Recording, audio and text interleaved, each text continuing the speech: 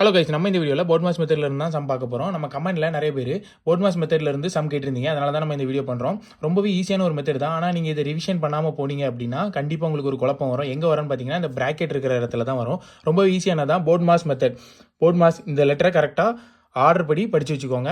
நல்லா மெமரி பண்ணி வச்சுக்கோங்க. இதில் ஃபஸ்ட்டு இந்த பி லெட்டர் எதை மென்ஷன் பண்ணுதுன்னா ப்ராக்கெட்டில் இருக்கிறத சால்வ் பண்ணி வச்சிரு அப்படிங்கிறது தான் சொல்லுது. அப்போ நம்ம ப்ராக்கெட்டுக்குள்ளே இருக்கிற என்னது 1+3, அப்போ அதை 4 சால்வ் பண்ணி வச்சுட்டோம்.